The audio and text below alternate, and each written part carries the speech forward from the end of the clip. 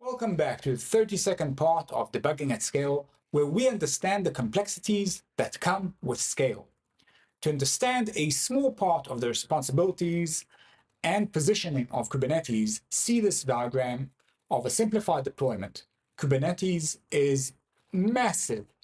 Let's go over the basic parts. This is the Kubernetes master scheduler. It's responsible for the various pieces composing of Kubernetes. Each one of these circles is a node. Think of nodes as a physical machine.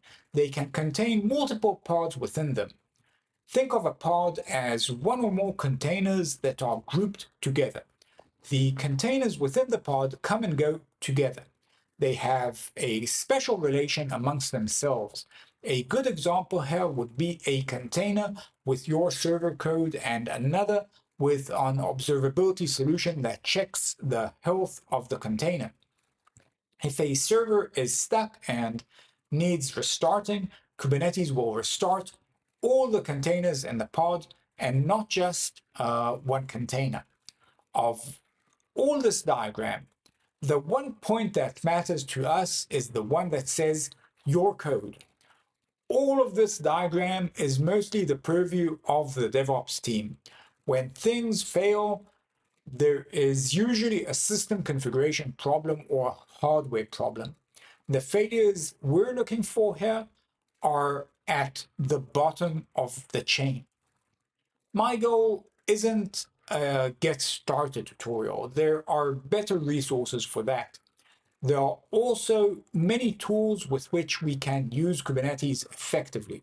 I won't discuss the process of setting up Kubernetes cluster, Minikube, etc., but I will discuss some commands with the assumption that you already have things running.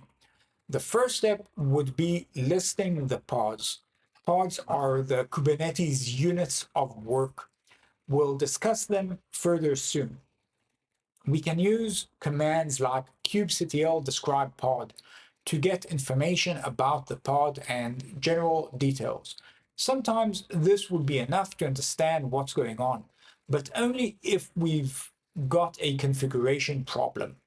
An important command when working with Kubernetes locally is kubectl logs.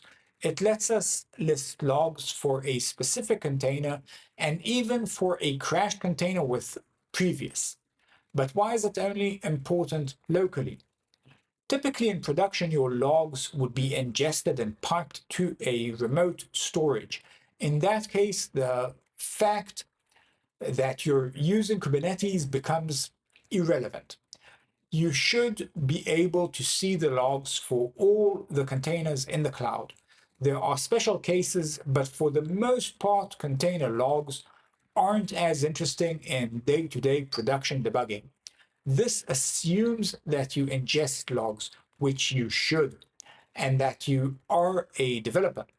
There is a case of the system logs, which is important, but this course is aimed at developers who would typically be the second line of defense for these types of error messages.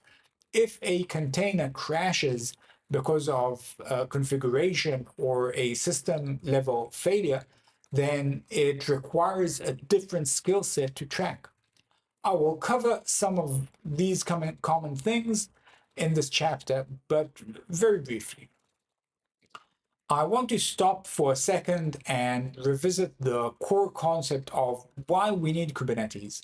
As one website put it quite correctly, we probably don't. Most of us don't need the type of scale Kubernetes offers, and the overhead is often not worth the extra cost.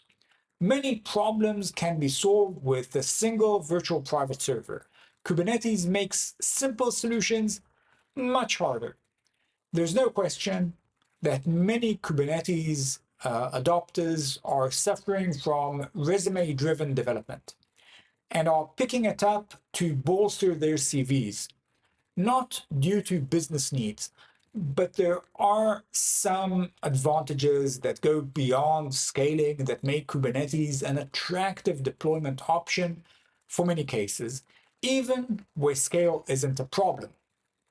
This means we can punt on multiple complexities and choose simplified pre-packaged solutions for these things. Then update or replicate them relatively easily because every place is modular. Every piece is modular.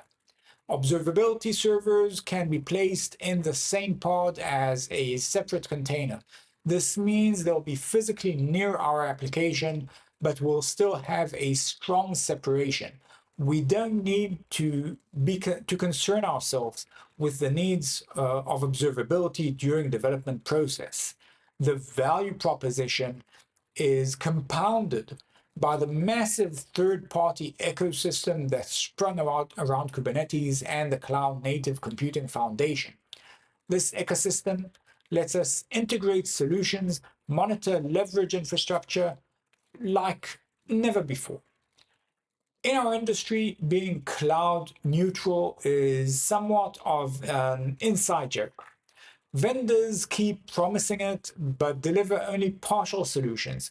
Companies that start completely neutral slowly bind themselves to a single vendor because costs such as egress are too steep.